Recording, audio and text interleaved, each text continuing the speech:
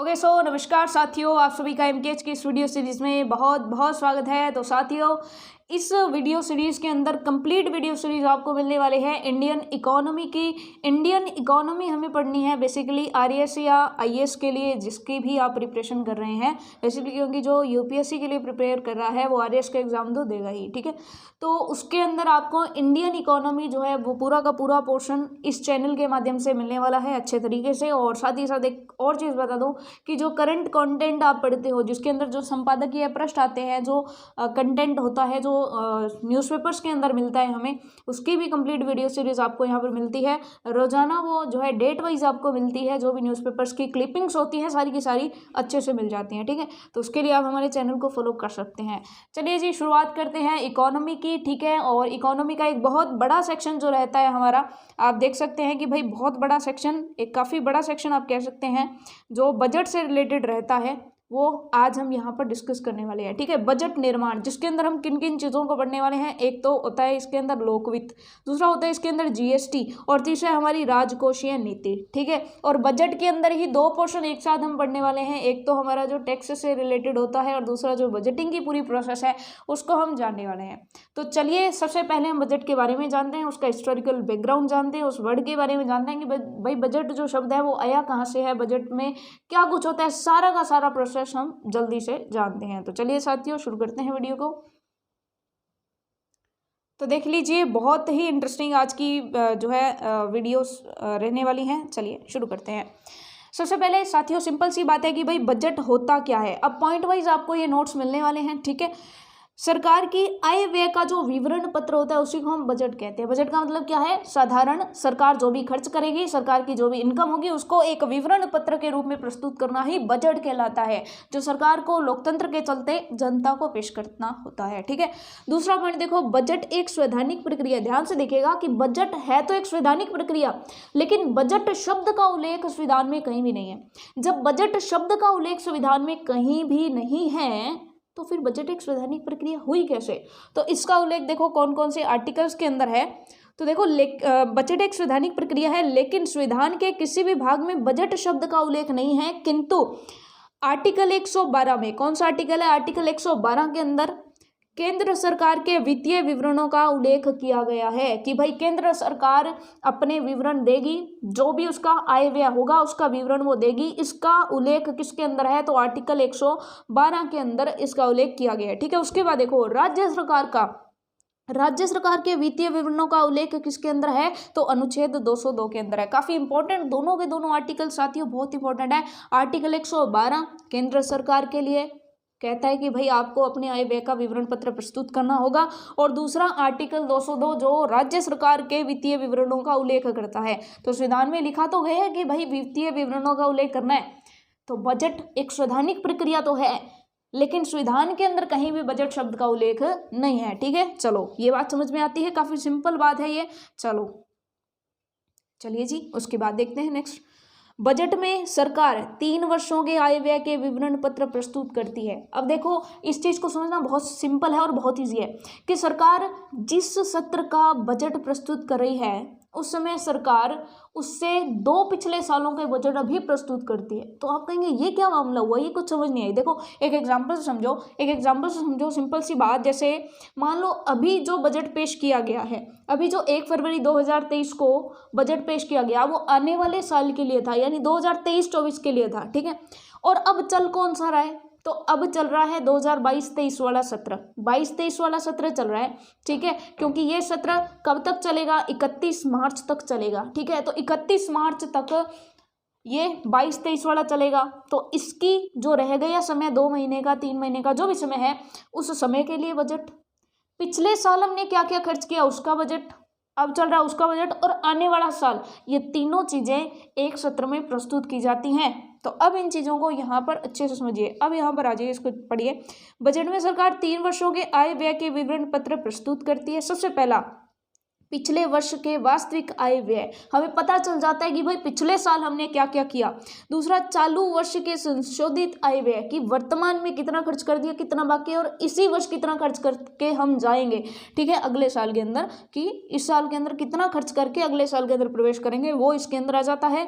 तीसरी चीज है आगामी वर्ष के अनुमानित आय व्यय, और जो आने वाला साल है 2023-24 उसमें हमारी अनुमानित कितनी आय होगी और हम अनुमानित कितना खर्चा करेंगे, ये व्यय तीसरी मद के अंदर आ जाता है, ठीक है। और एग्जाम्पल से आप समझ सकते हैं कि मान लो अभी हमने जो पेश किया है बजट 1 फरवरी 2023 को जो हमने बजट पेश किया है वो बजट है 2023-24 का, 2023-24 वित्तीय वर्ष का बजट है वो। उसके अंदर यानी आगामी वर्ष के अनुमानित आय व्यय 2023-24 के लिए है उसमें, और 2022-23 चल रहा है, उस समय चल रहा था उस समय, तो उस समय 2022-23 चल रहा है तो चालू वर्ष के संशोधित आय व्यय, मतलब जब ये वर्ष चल रहा है, ये वित्तीय वर्ष चल रहा है, तो इसके अंदर कितना आय व्यय हो गया, कितना बाकी है करना अभी, ठीक है, क्योंकि सारा भी खर्च तो हुआ नहीं, अभी 2-3 महीने बाकी है। उसके बाद पिछले वर्ष के वास्तविक आय व्यय, पिछले साल हमने क्या क्या किया, यानी 2021-22 के अंदर एक्चुअल में क्या किया था, ऑथेंटिक आंकड़े क्या थे, वो भी प्रस्तुत किए जाते हैं। तो ये 3 चीज़ें प्रस्तुत की जाती हैं जो कि मोस्ट इंपॉर्टेंट रहती है हमारे बजट वाले चैप्टर के अंदर। काफ़ी लोगों को ये चीज़ समझ में नहीं आती है, ठीक है। चलो, काफ़ी स्टूडेंट्स ने भी मुझसे पूछा है ये चीज़। चलिए नेक्स्ट, बजट का संबंध एक वित्तीय वर्ष से होता है जो 1 अप्रैल से 31 मार्च तक होता है। दोस्तों ध्यान से देखिएगा कि भाई एक वित्तीय वर्ष का मतलब क्या है। वित्तीय वर्ष होता है जो, जैसे मान लीजिए अब वित्तीय वर्ष है 2023-24 का हमने बजट पेश किया, 1 फरवरी 2023 को हमने वित्तीय वर्ष 2023 का बजट 23-24 का बजट पेश किया है, ठीक है। तो इस समय 1 अप्रैल से लेकर के 1 अप्रैल 2023 से लेकर के 31 मार्च 2024 तक के वित्तीय वर्ष की बात की गई है, और प्रत्येक वित्तीय वर्ष इसी तरीके का होता है जो 1 अप्रैल से शुरू होता है और अगले साल की 31 मार्च तक जाता है, और 31 मार्च के बाद जो 1 अप्रैल आती है उस दिन वापस से अगला वित्तीय वर्ष शुरू हो जाता है। जैसे मान लीजिए 2023 का वित्तीय वर्ष 2022-23 का जो रहा, इसी तरीके से 2023-24 का रहेगा, इस तरीके से। तो 1 अप्रैल 2023 से लेकर के 31 मार्च 2024 वाला वित्तीय वर्ष अभी लागू हुआ है, अभी चल रहा है, ठीक है। उसी तरीके से कि भाई एक वित्तीय वर्ष कब से कब तक होता है, सिंपल सी बात 1 अप्रैल से लेकर के 31 मार्च तक, ठीक है जी। 5वां पॉइंट देखिए, बहुत इंपॉर्टेंट है और सिंपल सी चीज़ें हैं, इसमें समझाने वाली कोई ज़्यादा बात है नहीं। बजट सरकार की राजकोषीय नीति का ही एक भाग होता है। अब देखो, राजकोषीय नीति जो होती है सरकार की, उसके अंदर 3 चीज़ें आती है। कितनी चीज़ें आती है? 3 चीज़ें। कि भाई पहली चीज़ तो हमारी सार्वजनिक आय कितनी हुई, यानी हमने कमाया कितना। दूसरी हमारी सार्वजनिक व्यय कितना होगा, हम खर्च कितना करेंगे। और तीसरा होता है सार्वजनिक ऋण, कि हमें जनता से या केंद्र सरकार से, जैसे राज्य सरकार केंद्र सरकार से लेती है, तो भाई सार्वजनिक ऋण कितना हम लेंगे। ये सारा कुछ 3 चीज़ें किसके अंदर होती है? राजकोषीय नीति के अंदर। अब राजकोषीय नीति के अंदर 3 चीजें हैं, और इनमें से जो ऊपर वाली 2 चीजें हैं, अब देखो इसके अंदर ही आप देख लीजिए कि क्योंकि सरकार अपनी राजकोषीय नीति के माध्यम से प्रतिवर्ष 3 मदों पर विचार विमर्श करती है, 3 चीजों पर। पहली सार्वजनिक आय और सार्वजनिक व्यय, और तीसरा है सार्वजनिक ऋण। जिसमें से जो सार्वजनिक आय और व्यय का ब्यौरा है वो तो बजट के अंदर किया जाता है, और सार्वजनिक ऋण का ब्यौरा है वो लोक वित्त के अंदर दिया जाता है। तो समझ में आ गई। तो इस तरह से आप कह सकते हैं कि भाई बजट जो है वो राजकोषीय नीति का ही एक भाग है, ठीक है। चलो जी, और आगे इसने लिख भी रखा है कि जबकि बजट में सरकार 2 मदों पर विचार विमर्श करती है, सार्वजनिक आय और सार्वजनिक व्यय। कि बजट में तो 2 ही चीजें हैं, राजकोषीय नीति में 3 चीजें हैं। तो बजट राजकोषीय नीति का ही हिस्सा हो गया, उसी का ही भाग हो गया। अब देखो बजट शब्द पर आ जाते हैं। अब हमारी जो एक्चुअल बात है वो यहाँ से शुरू हो रही है, ठीक है, इस चैप्टर की ऑथेंटिक बात। चलिए जी, बजट शब्द की उत्पत्ति फ्रांसीसी भाषा के बुजेट से हुई है। किससे हुई है दोस्तों? बुजेट से हुई है। और बुजेट शब्द किसका है? फ्रांसीसी भाषा का है। अब ये फ्रांसीसी भाषा का जो शब्द है बुजेट, इसका अर्थ क्या है? तो इसका अर्थ होता है चमड़े का छोटा थैला या जादू का पिटारा। बिल्कुल, बजट एक जादू का पिटारा ही तो होता है। निर्मला सीतारमण जी 1 फरवरी 2023 को आते हैं और थैले में टेबलेट लेकर आते हैं, क्योंकि अब तो डिजिटल बजट पेश किया जाता है। तो उसके अंदर जो थैला होता है उसके अंदर हमारी जो अगले साल के लिए कितना आय होगा, कितना खर्चा होगा, नई योजनाएं होंगी, सबके लिए अलग अलग गिफ्ट्स मान सकते हैं। सभी विभागों के लिए गिफ्ट्स लेकर आती हैं कौन? निर्मला सीतारमण जी। किसके अंदर? बजट नाम के जादू के पिटारे के अंदर, ठीक है। कोई नहीं जानता कि उसके अंदर क्या होगा, पेश करने के बाद सबको पता चलता है। तो ये बिल्कुल इसी तरह से है कि भाई चमड़े का छोटा थैला या जादू का पिटारा, इसका शाब्दिक अर्थ होता है फ्रांसीसी भाषा का बुजेट शब्द। अब ये बुजेट शब्द से बजट शब्द क्यों रखा गया, अब इस चीज को आगे आप समझेंगे। अब देखिएगा, बजट शब्द का सर्वप्रथम प्रयोग 1803 में फ्रांस में हुआ था। तो बजट शब्द का उपयोग भी कहाँ हुआ, फ्रांस में 1803 में। और बजट शब्द बुजेट से ही बना है, जो फ्रांसीसी भाषा का ही शब्द है, तो फ्रांस से रिलेटेड है ये शब्द। तो ठीक है, समझ में आ गया। लेकिन पहला बजट कब पेश किया गया, कहाँ पेश किया गया, इस चीज को हम यहाँ पर अब समझते हैं। देखो जी, विश्व में सर्वप्रथम बजट घोषणा जो हुई थी वो हुई थी वर्ष 1733 ईस्वी में। ये कहाँ पर हुई, ध्यान से सुनिएगा, ब्रिटिश प्रधानमंत्री रॉबर्ट वॉलपोल के द्वारा। और ये भी किस नाम से हुई, ये भी बुजेट के नाम से बजट पेश किया गया था। इन्होंने भी बुजेट के नाम से बजट पेश किया था। किसने किया था, ब्रिटेन के प्रधानमंत्री रॉबर्ट वॉलपोल ने किया था। और कब किया था, तो भाई वर्ष 1733 ईस्वी के अंदर किया था। ठीक है, इसलिए विश्व स्तर पर बजट प्रणाली का जनक किसको माना जाता है, ब्रिटिश प्रधानमंत्री रॉबर्ट वॉलपोल को माना जाता है। ठीक है, तो ये चीज नोट करने वाली है कि भाई रॉबर्ट वॉलपोल जो है ब्रिटिश प्रधानमंत्री, उनको माना जाता है बजट प्रक्रिया का जनक। कौन से स्तर पर, विश्व स्तर पर। अब अगर हम बात करते हैं कि भाई भारत के अंदर, भारत के अगर बजट की प्रणाली के बारे में जाना जाए, इसका क्या इतिहास है, तो देखो भारत में जो सबसे पहला बजट आया था, भारत में सबसे पहला बजट आया था 18 फरवरी 1860 को। ठीक है, भारत में सबसे पहले 18 फरवरी 1860 को बजट पेश किया गया। लेकिन भारत का बजट 1860 में कैसे हो सकता है, उस समय तो भारत अंग्रेजों का गुलाम था, तो बिल्कुल गुलाम रहते रहते अंग्रेजों ने हमारा बजट पेश किया था। ठीक है, तो 1860 में 18 फरवरी 1860 में पहला बजट पेश किया था। तो उस दिन से लेकर के 1 फरवरी 2023 जब हमारा 23-24 का बजट पेश किया गया है, तो अब तक कितने चेंजेस आए हैं, इन दोनों में कितने चेंजेस आए हैं भारत में, बजट प्रणाली का इतिहास इसी को कहा जाएगा। ठीक है, तो इन दोनों के बीच में, इन दोनों डेट्स के बीच में क्या क्या घटित हुआ, उसको हम एक फ्लो चार्ट्स के माध्यम से समझने वाले हैं। ठीक है, सबसे पहले हम थोड़ा सा देख लेते हैं कि भाई भारत में सबसे पहले बजट कब घोषित हुआ था। ठीक है, चलो जी, भारत का सर्वप्रथम 18 फरवरी 1860, वही डेट आ गई 18 फरवरी 1860 को, लॉर्ड कैनिंग्स के काल में। किसके काल में, लॉर्ड कैनिंग के कार्यकाल में कार्यरत एक वित्तीय सदस्य थे जेम्स विल्सन। तो जेम्स विल्सन ने जो है वो भारत का सर्वप्रथम, भारत का बजट किसने पेश किया था, जेम्स विल्सन ने। किसके कार्यकाल में, लॉर्ड कैनिंग के कार्यकाल में। कब किया था, तो 18 फरवरी 1860। मोस्ट इंपॉर्टेंट क्वेश्चन, इसको नोट लगाकर लिख सकते हो, वैसे तो आप स्क्रीनशॉट भी लेकर के रख सकते हो, अदरवाइज आप अगर नोट्स प्राप्त करना चाहते हैं तो हमारी ऐप है MKH ट्यूटर, उसमें ये स्पेशल इंडियन इकोनॉमी जो है UPSC और RPSC RAS के लिए आपको, ये जितनी भी सिविल सर्विसेज हैं, स्टेट सिविल सर्विसेज के लिए आपके लिए स्पेशल कोर्स बनाया गया है इंडियन इकोनॉमी से रिलेटेड। तो उसके नोट्स आपको मिल जाएंगे, हमारी ऐप है जो प्ले स्टोर से मिल जाएगी आपको, MKH ट्यूटर के नेम से, MKHTUTOR, MKH ट्यूटर। ठीक है, मात्र 100 से 200 रुपए के बीच का ये कोर्स है, जिसमें कंप्लीट जो नोट्स हैं वो आपको मिल जाने वाले हैं। चलिए, आप जाकर के नोट्स भी प्राप्त कर सकते हो।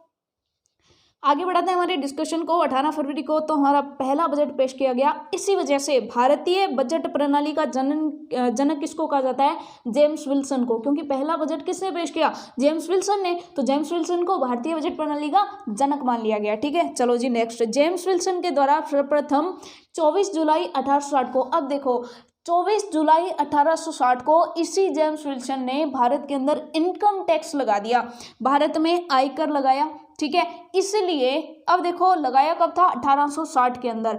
2010 में इस आयकर को लगे हुए 150 साल पूरे हो गए, और 2010 में हमने ये घोषणा की कि भाई 24 जुलाई को आयकर दिवस मनाया जाएगा। चलो देख लेते हैं, इसलिए 24 जुलाई 2010 को आयकर के 150 वर्ष पूरे होने के उपलक्ष्य में भारत में प्रतिवर्ष 24 जुलाई को आयकर दिवस बनाने की घोषणा की गई। समझ में आई ये बात, इतनी इंटरेस्टिंग बात, मजेदार बात।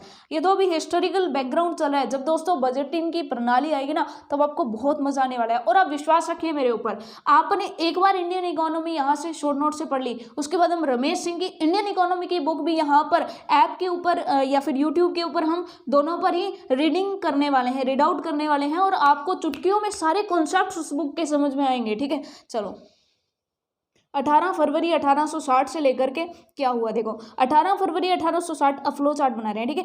पहला बजट हुआ था 18 फरवरी 1860 को, ठीक है जी। अब उस बजट में क्या हुआ, आम बजट और रेल बजट को साथ साथ प्रस्तुत किया गया था। उस समय रेल बजट को कोई अलग से बजट बनाने की जरूरत महसूस नहीं की गई थी, एक ही बजट में जो है पेश किया गया था, बस सिर्फ एक बजट, ठीक है। अलग से रेल बजट प्रस्तुत नहीं किया गया था। अब उसके बाद देखो क्या होता है, 1923-24 को साथियों एक कमेटी आती है, विलियम आकवर्थ कमेटी। विलियम आकवर्थ कमेटी, इन्होंने क्या कहा कि अगर हमें रेल का विकास करना है तो रेल बजट अलग से बनाया जाए, रेल बजट अलग से बनाया जाए। और उस समय जो है रेल बजट सामान्य बजट से 5 दिन पहले रेल बजट प्रस्तुत होता था, उसके बाद सामान्य बजट प्रस्तुत होता था, ठीक है। तो ऐसी बात चलती थी कि भाई रेल जो है, रेल विभाग अलग से अपना आय व्यय का ब्यौरा जो है वो प्रस्तुत करेगा, तो वो एक स्वतंत्र विभाग रहेगा, उसको बाकी योजनाओं से, बाकी आय व्यय से कोई लेना देना नहीं रहेगा, तो वो अपना विकास अच्छे से कर पाएगा। ये सोच करके विलियम आकवर्थ कमेटी की सिफारिश पर रेल बजट को अलग कर दिया गया, रेल बजट को अलग कर दिया गया, यानी उस समय रेल बजट अलग से पेश होता था, ठीक है जी। ये बात है 1923-24 की, किसकी सिफारिश पर, विलियम आकवर्थ कमेटी की सिफारिश पर, ठीक है दोस्तों। चलो समझ आई इतनी बात, चलिए नेक्स्ट। बिल्कुल, अगर आपको कहीं भी कोई भी डाउट लगता है ना साथियों, कमेंट करके आप पूछ सकते हो। साथ साथ 2017-18 में क्या हुआ, उसके बाद 2017-18 में चेंजेस किए गए और इसकी घोषणा की गई 1 फरवरी 2017 को। 2017-18 का बजट और घोषणा 1 फरवरी 2017 को। अब उसमें देखो, विवेक देवराय समिति की सिफारिश पर पुनः रेल बजट को आम बजट से जोड़ दिया गया। अब ये वापिस से सोचा गया कि भाई रेल के लिए अलग से बजट बनाने की जरूरत नहीं है, रेल का विकास हो चुका है पहली बात तो, ठीक है। अगर रेल को अपना विकास और आगे करना है तो उसके लिए अलग से बजट बनाने की कहाँ घोषणा करने की जरूरत है। उसी बजट में एक हिस्सा रेल को दे दिया जाए, रेल विभाग को दे दिया जाए, वो अपना विकास करती रहे, इस तरीके से आगे चलता रहेगा। तो ये सोच लेकर के 2017-18 में घोषणा कर दी गई कि भाई रेल बजट भी आम बजट के साथ ही घोषित किया जाएगा, अलग से रेल बजट नहीं घोषित किया जाएगा, ठीक है। क्योंकि अब आप एक अच्छे लेवल की तैयारी कर रहे हो तो आपसे ये भी क्वेश्चन पूछा जा सकता है कि भाई रेल बजट को आम बजट के अंदर मिक्स करने की क्या जरूरत आन पड़ी, क्यों जो है उनको जो है रेल बजट को आम बजट से ही जोड़ दिया गया, ठीक है। तो इसमें आप सोच सकते हो कि भाई देखो 5 दिन पहले रेल बजट तैयार किया जाएगा, उस पर अलग से विचार विमर्श, अलग से मीटिंग्स, तो इस सब में कितना समय खर्च हो जाएगा, पहली बात कितना पैसा खर्च हो जाएगा, क्योंकि संसद में जब हमारे बैठेंगे मंत्री महोदय, ठीक है, तो उनके लिए खर्चा तो पड़ता ही है ना, क्योंकि वो खाना वाना भी खाएंगे, आने जाने का भी खर्चा होगा उनका, तो ये सारा खर्चा पड़ेगा और ये सारा खर्चा हमारी राजकोष के ऊपर भारित होगा, ठीक है। तो उस पर भी हमारा राजकोषीय घाटा भी बढ़ेगा, तो राजकोषीय घाटा कम करने के लिए भी ये एक नीति हमने अपनाई। तो इसलिए आपसे पूछा जा सकता है कि भाई रेल बजट को आम बजट से जोड़ने के क्या क्या लाभ आपको लगते हैं, वो आप लिख सकते हो कि भाई पैसे की बचत होगी, समय की बचत होगी, अनावश्यक खर्च कम हो जाएगा, राजकोषीय घाटा कम हो जाएगा, क्योंकि अलग से बजट बनाने के लिए अलग से कर्मचारी भी नियुक्त करने पड़ेंगे, तो वो सारा खर्चा यहाँ पर बच जाता है, यानी राजकोषीय घाटा कम हो जाता है, समय की भी बचत हो जाती है। और अलग अलग पेश करने के अलावा आपको पता चली गया कि भाई रेल का विकास किया जा सकता है, और ये बात भी हमने देख ली कि भाई रेल बजट आम बजट से 5 दिन पहले पेश होता था, ये बात हमने आसानी से जान ली, ये सारी चीजें हमने अच्छे से पढ़ ली है। अब देखो दोस्तों, पॉइंट वाइज अच्छे से आपको पॉइंट बाय पॉइंट चीजों को पता चल रहा है। चलिए तीसरा पॉइंट जो हमारा वो है कि स्वतंत्र भारत का प्रथम बजट। अब देखो पहला बजट तो हमने देख लिया, कब आया था, पहला बजट हमारा आया था, दोबारा से देखिए पहला बजट आया था हमारा 18 फरवरी 1860 को। कौन लेकर आया था, लॉर्ड कैनिंग के काल में जेम्स विल्सन लेकर आए थे, और जेम्स विल्सन को भारतीय बजट प्रणाली का जनक कहा गया। उसके बाद कुछ चेंजेस हुए, 2017-18 में बजट एक साथ लेकर आए गए, ठीक है। स्वतंत्र भारत का पहला बजट कब आया, तो देखो 26 नवंबर 1947 को। कौन लेकर आया, तो प्रथम वित्त मंत्री आर.के. षणमुखम शेट्टी। अब हमारे ये भी क्वेश्चन बन सकता है कि भाई भारत के प्रथम वित्त मंत्री कौन थे, तो वो आर.के. षणमुखम शेट्टी जी थे, और इन्होंने 26 नवंबर 1947 को हमारे स्वतंत्र भारत का प्रथम बजट भी घोषित किया था, ठीक है जी, समझ में आती है बात। अब स्वतंत्र भारत की तो बात हो गई, अब 1950 में हमने हमारा संविधान बना दिया, तो उसके बाद ये भी पूछा जा सकता है कि भाई गणतंत्र भारत का प्रथम बजट, तो वो वर्ष 1950 में, और कौन लेकर आया था, जॉन मथाई ने प्रस्तुत किया था 1950 का बजट, ठीक है। चलिए जी, तो क्या ये परंपरा है क्या कि वित्त मंत्री ही भारत के अंदर बजट प्रस्तुत करते हैं? तो बिल्कुल वित्त मंत्री ही करते हैं, कई बार प्रधानमंत्री भी करते हैं। तो ये क्या बातचीत है इसकी, हालांकि आगे हमें जानकारी मिलने वाली है, इसके अंदर सारा कुछ उल्लेख है दोस्तों, टेंशन मत लीजिएगा। मैंने खुद ये नोट्स बनाए हैं, अच्छे से फाइनलाइज करके नोट्स आपके सामने रखे हैं, पॉइंट बाय पॉइंट आप चलिएगा, आपको अच्छे से समझ में आ जाएंगी सारी चीज़ें, ठीक है। चलिए नेक्स्ट पॉइंट पढ़ते हैं कि भाई गणतंत्र भारत का प्रथम बजट तो आया था 1950 में, जॉन मथाई के द्वारा ये प्रस्तुत किया गया था। उसके बाद वर्ष 1955-56 में सीडी देशमुख जी द्वारा प्रस्तुत बजट में इन्होंने क्या कहा, देखो सीडी देशमुख जी ने ये कहा कि ना केवल हिंदी में, ना केवल इंग्लिश में, बल्कि दोनों भाषाओं में आगामी जितने भी बजट होंगे वो दोनों भाषाओं में पेश किए जाएंगे। ये बात किसने कही थी? तो 1955-56 में सीडी देशमुख जी ने बजट प्रस्तुत करते समय ये बात कही थी कि भारत का बजट हिंदी व अंग्रेजी दोनों भाषाओं में होंगे, यानी आगामी बजट जो होंगे वो भारत के जितने भी आगामी बजट हैं वो हिंदी और इंग्लिश दोनों भाषाओं में होंगे। समझ आई ये बात? चलिए, समझने वाली ज़्यादा इसमें बात है नहीं, बस आपको मैटर कंटेंट यहाँ पर अच्छा मिल रहा है, ठीक है जी। चलिए, क्योंकि ये कुछ तथ्य हैं और तथ्यों को समझना नहीं होता, तथ्यों के बारे में जानना होता है, बस तथ्यों में कुछ कॉम्प्लिकेशंस आ जाती हैं, उन चीज़ों को हमें समझना जरूरी होता है। वर्ष 1958-59 के अंदर देखो क्या होता है, वर्ष 1958-59 के अंदर 1958 और 59 के अंदर क्या होता है, देखो इसका बजट प्रस्तुत करते समय पंडित जवाहरलाल नेहरू जी ने एक बात कही थी। क्या बात कही थी? कि आगामी जितने भी बजट आएंगे वो फरवरी माह के अंतिम कार्य दिवस पर प्रस्तुत किए जाएंगे, यानी 28 या 29 फरवरी, 28 क्यों दो 28 को, 29 क्यों दो 29 को, फरवरी के लास्ट दिन में आप प्रस्तुत करोगे बजट। ये किसने बात कही थी? पंडित जवाहरलाल नेहरू जी ने ये बात कही थी। पंडित जवाहरलाल नेहरू जी ने वर्ष 1958-59 के अंदर ये बात कही कि भाई जितने भी बजट आप प्रस्तुत करोगे आगामी बजट वो फरवरी महीने के लास्ट दिन में आएंगे। लेकिन अब आती है एक भारी भरकम बात जो कि 2017 में आई थी, देखो 2017-18 का जो बजट था उसके अंदर इसमें कुछ चेंज कर दिए गए कि भाई वर्ष 2017-18 में जो 1 फरवरी 2017 को लागू हुआ, विवेक देवराय समिति की सिफारिश पर, किस समिति की सिफारिश पर? विवेक देवराय समिति की सिफारिश पर यह बात कही गई कि बजट की घोषणाओं पर सही तरीके से विचार विमर्श किया जा सके, इसलिए बजट फरवरी माह के प्रथम कार्य दिवस पर प्रस्तुत किया जाएगा।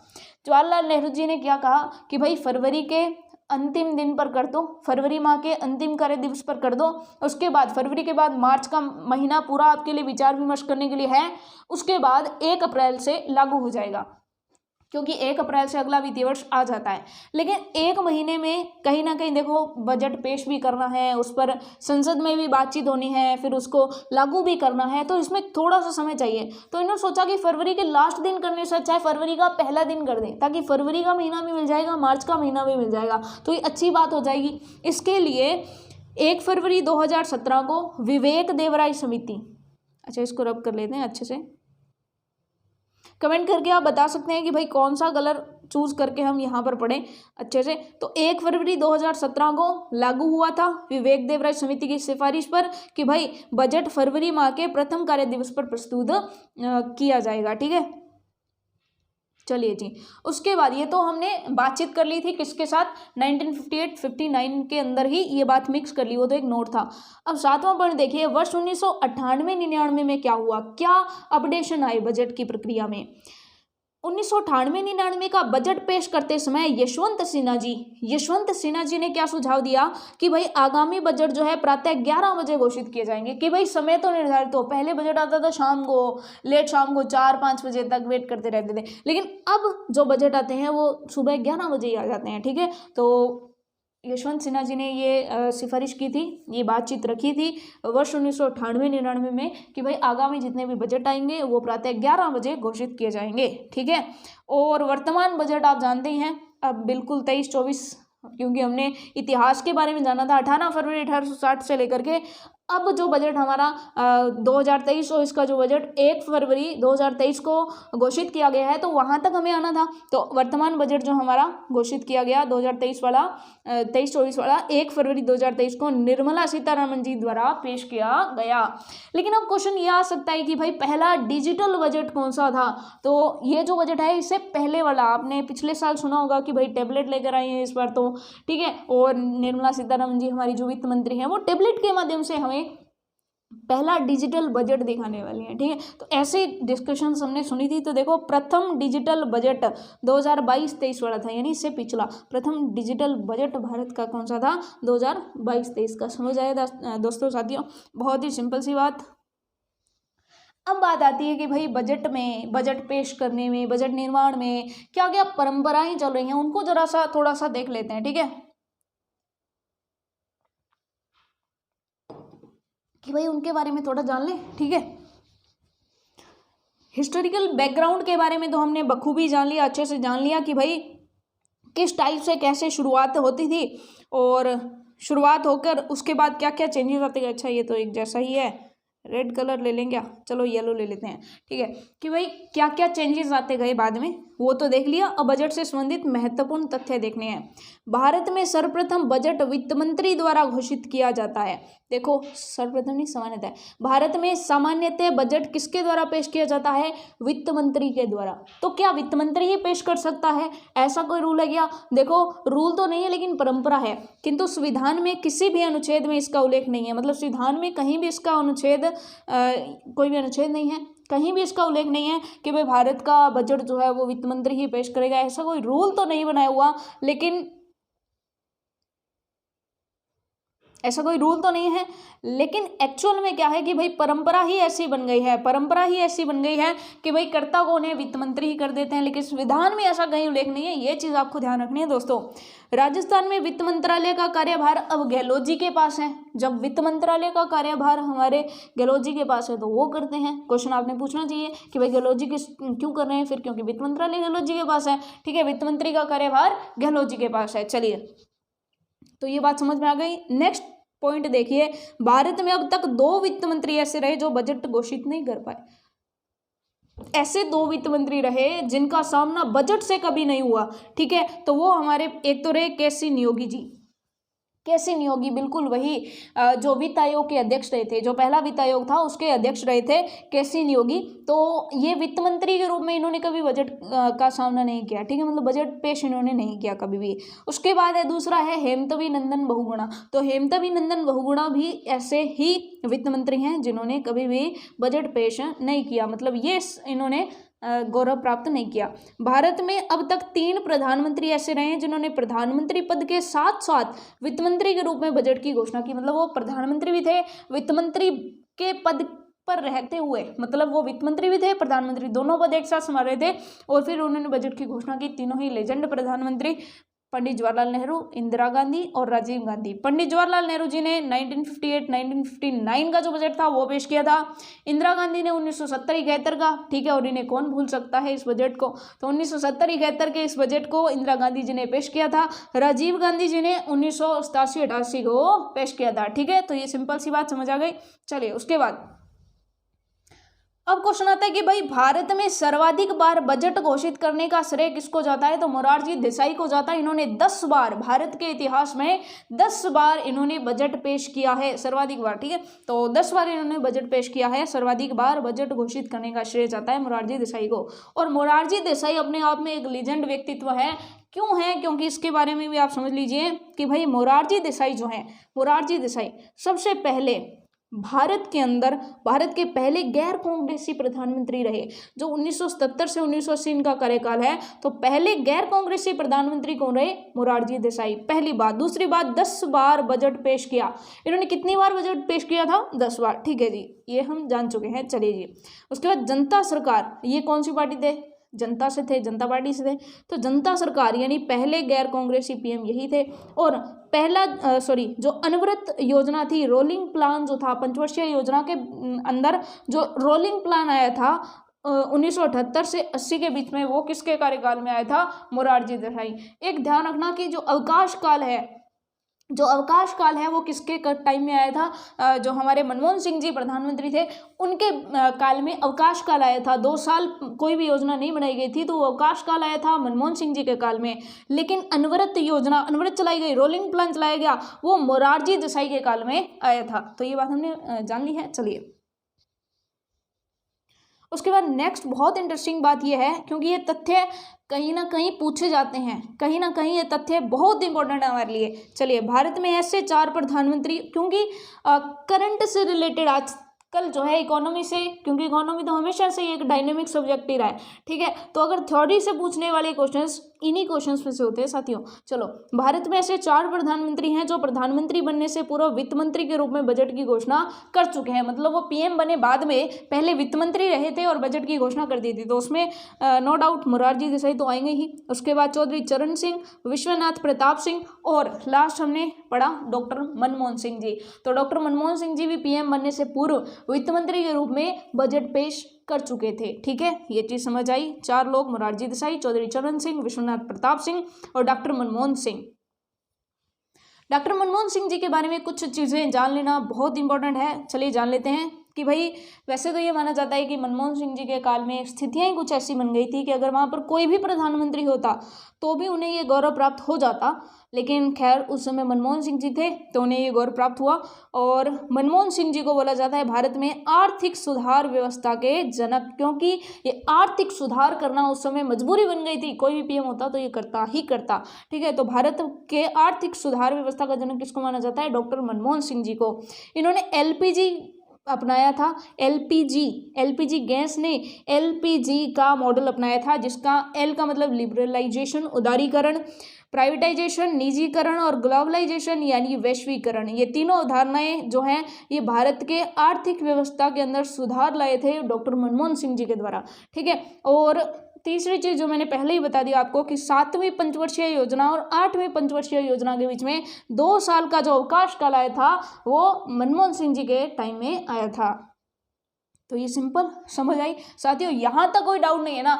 अगर कोई भी डाउट आता है आप बेझिझक कमेंट कर सकते हैं, ठीक है, कोई टेंशन लेने की बात नहीं है। लेकिन हाँ, जो आगे आने वाली बात है वो अभी आप मत पूछिए, आगे पॉइंट वाइज चलते जाते हैं धीरे धीरे। बजट से रिलेटेड कोई भी डाउट आपके मन में नहीं रहेगा, आप ये टेंशन मत लीजिए। सारी की सारी चीज़ें हम पढ़ने वाले हैं। चलो आगे बढ़ते हैं, थोड़ा आगे बढ़ते हैं। पहली पूर्वकालिक महिला वित्त मंत्री के रूप में श्रीमती निर्मला सीतारमण जी ने 2019-20 का बजट पेश किया था। ये मोस्ट इंपोर्टेंट क्वेश्चन बनता है कि भाई पहली महिला जिन्होंने भारत का बजट पेश किया तो वो निर्मला सीतारमण जी नहीं है, वो तो इंदिरा गांधी हो जाएंगे। इंदिरा गांधी ने पीएम रहते हुए किया था। लेकिन अगर पूछ लिया जाए पहले वित्त मंत्री जिन्होंने बजट पेश किया, पहले वित्त मंत्री या महिला वित्त मंत्री, सॉरी, पहले महिला वित्त मंत्री जिन्होंने भारत का बजट पेश किया तो वो निर्मला सीतारमण रहेंगे, क्योंकि इंदिरा गांधी ने पीएम के रूप में बजट पेश किया था। वो वित्त मंत्री नहीं थी, वो पीएम थी। और वित्त मंत्री के रूप में निर्मला सीतारमण जी ने कब किया था? तो 2019-20 वाला किया था, 19-20 का बजट पेश किया था। और महिला में first of all Indira Gandhi ने पेश किया था, बट वो पीएम थी, वित्त मंत्री नहीं थी। चलिए दोस्तों, एक पार्ट जो है हमारा पूरा हो गया है। अब हम जो है आज की वीडियो में बस इतना ही करते हैं। जो कल की वीडियो रहेगी यानी जो हमारी नेक्स्ट वीडियो रहेगी आप प्लेलिस्ट में जा करके देख सकते हैं। और मीत नॉलेज हब जो चैनल है इसे सब्सक्राइब भी कर लीजिए ताकि आपको प्रॉपर तरीके से प्लेलिस्ट मिलती रहे, वीडियोस मिलती रहे। तो साथियों आज के लिए बस इतना ही। नेक्स्ट पार्ट जो है वो हम जानेंगे हमारी नेक्स्ट वीडियो में। तब तक के लिए थैंक यू सो मच। मज़ा आया तो कमेंट जरूर करिएगा, क्योंकि आप जब कमेंट करते हैं तो हमें मोटिवेशन मिलता है आगे से आगे वीडियोज़ बनाने का। Thank you so much, bye bye.